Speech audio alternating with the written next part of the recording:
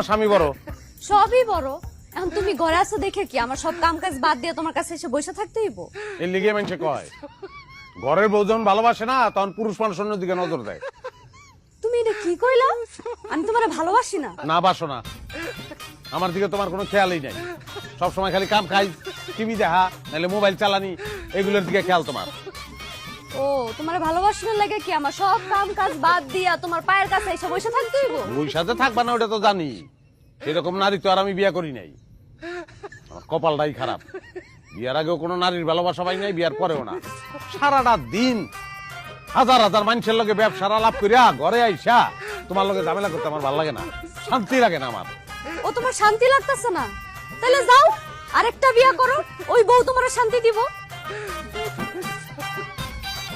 করুমি, আর একটা বিয়াই করুম। টাকা পয়সা তো কম নাই, লাগলে টাকা পয়সা দিয়া শান্তি কিনুম আমি।